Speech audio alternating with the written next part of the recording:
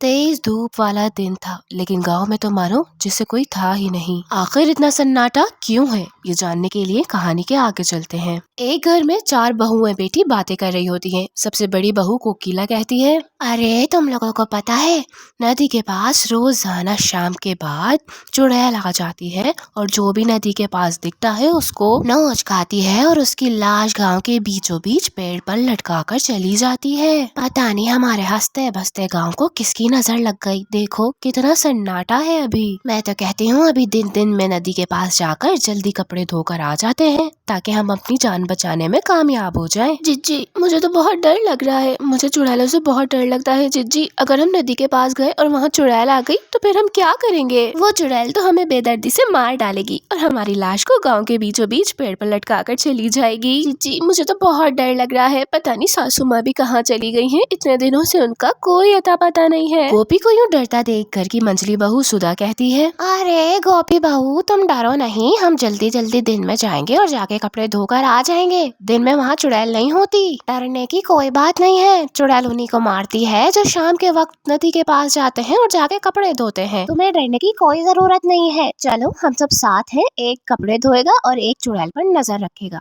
ऐसे सारा काम भी हो जाएगा और डर भी नहीं लगेगा। चलो शाबाश, अब डरो नहीं, उठो और चलो। हाँ गोपी डरो नहीं, वो चुड़ैल उन्हीं को मारती है जो रात में नदी के पास जाते हैं, जो दिन में जाते हैं उन्हें तो नहीं मारती। चलो शाबाश चलते हैं। सारी बहुएं एक दूसरे को दिलासा तो देती हैं, लेकिन मन ही मन सब डर भी रही होती हैं। अब डरना बनता भी था, क्योंकि चुड़ैल है, उससे तो डर सभी को लगता है। चारों बहुएं एक साथ नदी के किनारे के लिए निकल जाती हैं और वहाँ जाके अपना काम धाम सारा निपटाने लगती हैं। 2 सबसे बड़ी बहुएं कोकिला और सुधा कपड़े धोने का काम करती हैं और 2 छोटी बहुएं गोपी और नीति चुड़ैल पर नजर रखती हैं और मन ही मन बहुत ज्यादा डर भी रही होती हैं। चुड़ैल का खौफ तो मानो सारे गांव में बैठ ही गया था। वहाँ सूरज ढलने लगता है और रात होने वाली है। कोकिला कहती है, चलो अच्छा हुआ समय से हमारे कपड़े धुल गए, चलो अब घर चलो, इससे पहले रात हो और वो चुड़ैल हमें नोच खाए। चलो अब घर चलते हैं। ऐसे ही सारा काम धाम खत्म करके चारों बहुएं अपने घर की ओर समय से चली जाती हैं।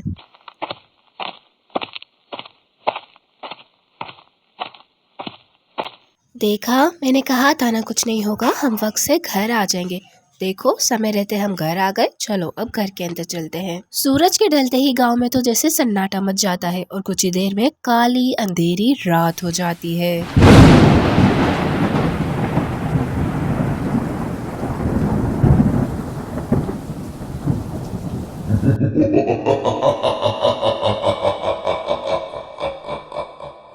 रात होते ही चुड़ैल अपनी काली शक्तियों में आ जाती है और अपना शिकार ढूंढने के लिए निकल पड़ती है। अरे बाप रे बाप, आज तो मैं बहुत लेट हो गया। ये कैसी आवाज है? ए ऊपर वाले मुझे बचा ले, ये कैसी आवाज है? मुझे बहुत डर लग रहा है, मुझे जल्दी घर जाना होगा। कहीं वो चुड़ैल आ ना जाए। जल्दी कर पप्पू, चुड़ैल।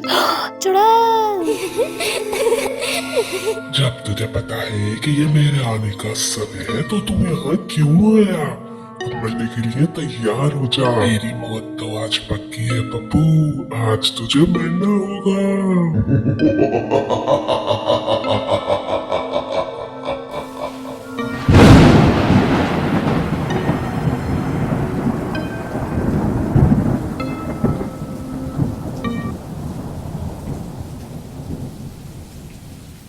चुड़ैल पप्पू को बेदर्दी से मारकर वहां से चली जाती है, क्योंकि चुड़ैल का आज का शिकार पूरा हो चुका होता है।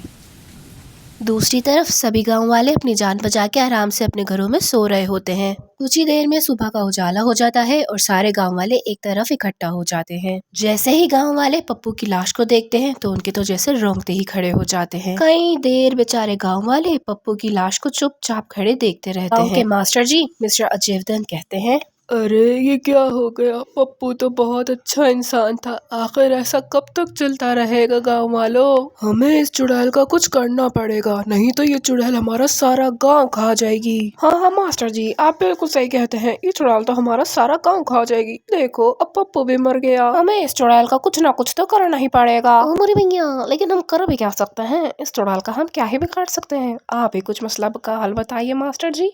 मैं तो कहता हूँ किसी साधु बाबा को बुलाते हैं, वही हमें इस मसले से निकालेंगे। ऐसे तो हमारे बच्चे, औरतें और मर्द सभी मरते रहेंगे। मैं एक साधु बाबा को जानता हूँ, चलो वहाँ चलते हैं।